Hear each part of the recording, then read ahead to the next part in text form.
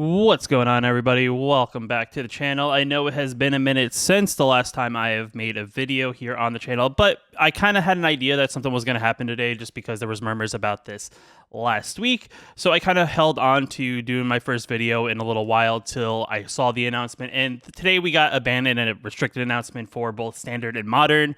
The big one really being standard just because I play a lot of arena. So the standard announcement is really more important to me than the modern one just because I don't really play a lot of tabletop modern, nor do I play MTG online.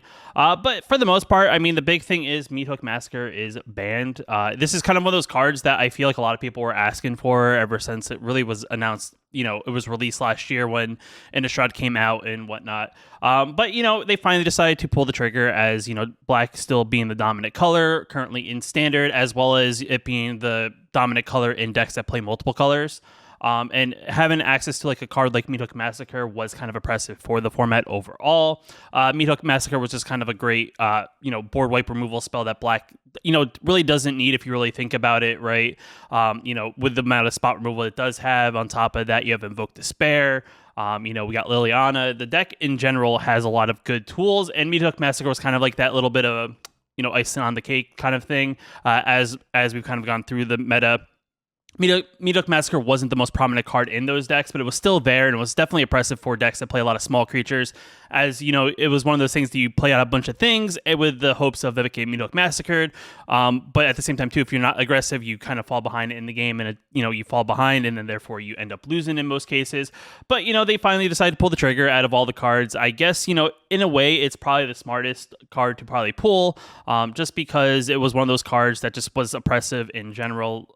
You know, with the fact that on top of it, minus an X across the board, it also drained your opponent for each creature that died on your side of the battlefield, and every time a creature dies on their side of the battlefield, they gained life. So it was kind of one of those things that just because it initially board wiped the board, it also stuck around.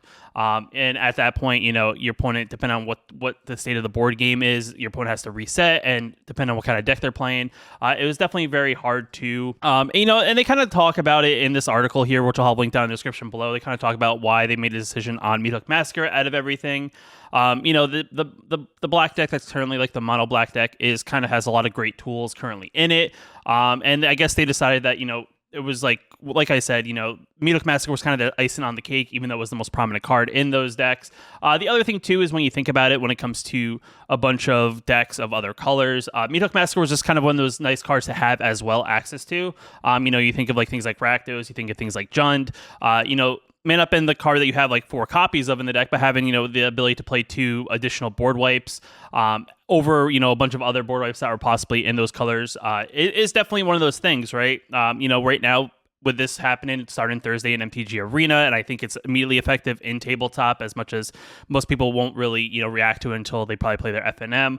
It's one of those things, right, where black doesn't really have some sort of board sweeper. It just has a lot of spot removal. So we'll kind of see where black falls once, you know, people make adjustments. I do think there'll be a rise in a lot of more aggro decks, and I do think, you know, with the ban of Meathook Massacre, it's definitely good. You know, you still have to go through, you know, the cut downs, the Infernal Grasp, things like that in order to really get a board presence against decks that play those cards, and especially Liliana. But I do think, you know, token decks that really haven't been as effective as they've have in the past, should be a little bit more effective, just because the good thing about token decks is that kind of overwhelms your opponent, especially like a player who plays a lot of single removal. And it definitely makes it a little bit more of a challenge, I do think, for the mono black players who normally would play like a Meathook Massacre. You know, there are other cards I do think that could pop up, maybe to replace Meathook Massacre in like a mono black deck. I do think if you play maybe a couple Triomes in a mono black deck, and maybe think about a drag to the bottom, you know, it gets you give -X to everything on the battlefield, +1 based on the number of land types you control with the domain ability. Could be an interesting kind of like fill in until maybe we see what happens in the Brothers' War. The other thing too is you do have things like Burn Down the House, the new one that came from Dominaria United, the one that's kind of like Burn Down the House, but then you can also kick to, you know, phase things out when it happens. So, I mean, there are definitely some other board wipes. I mean, Depopulate is also still good. The funny thing is, when you really think about it, typically white is the color that has the good board wipes. And, you know, for the longest time, I think since last standard, black has kind of shifted to be the more dominant one on top of spot removal, has the better, you know, board removal. And I do think, you know, the drawbacks to the mono white board wipes have kind of been like the thing that's been holding them back. And when you look at a card like Mtg Massacre, it's only been upside. So it's definitely, I do think this will kind of reinvigorate the format a little bit right before Brothers War. We are, about a month away from Brothers War being, released to the public. So, I mean, we won't have to really deal with the current standard for much longer. But I do think it's interesting to kind of shake things up, especially when they've kind of understood that, black has been the most dominant color in the format, and they kind of want to do something to kind of shake that up overall. Like I said, a lot of decks that currently exist weren't playing a ton of Meathook Massacres, but I do think they have to think about the strategy of when it comes to decks that kind of overwhelm the board presence. There's not just a get out of jail free card in a Meathook Massacre. So it's definitely kind of cool. I was kind of, thinking this ever since they kind of nerfed it for Alchemy, that eventually it would get banned just because it is one of those things that, they understood it was a strong card and they kind of tried to bring it down a step, but it's still a dominant card. But yet again, this is the only announcement we got for a standard. That nothing else got banned. Will we see other cards get, maybe a consideration for a ban? There's a couple other ones I could think of off the top of my head. One of them being Fable the Mirror Breaker. That's kind of probably that's probably the best card technically in standard, even over Meathook Massacre. That's just one of those cards that has a ton of upside to it. The idea of the fact that you get a Goblin token that creates a treasure token, the fact that you can discard 2 cards, draw 2 new cards, especially if you're kind of land flooded, and the fact that you get a creature that you can tap for 1 mana, though it has to survive. Now maybe has a better chance to survive since there is no Meathook Massacre. That essentially creates now a copy of a token creature, and if that creature, let's just say you have things like a Titan Ministry, now you get a copy of Titan Ministry. It has an ETB effect that you get 2 triggers off of that, which is definitely very good. So we'll kind of see. Maybe Fable the Mirror Breaker is now technically the best card in standard, even though I do think it's been the best card in standard ever since it was released.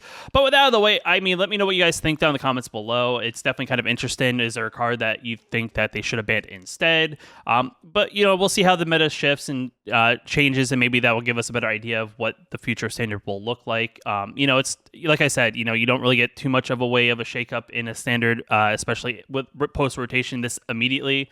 But like I said, they felt like they had to do something just because of Black's dominance. So if you like the video, hit that like button. Definitely helps out a lot. If you're new here, you want to know I post new videos like this one here on the channel, hit that subscribe button. And until next time, I'll see you in the next video. Just want to give a special shout out to the channel members here on my YouTube channel. You can also become a channel member yourself down below the video, hitting that join button. It definitely helps out a lot, and I just appreciate you guys for your support.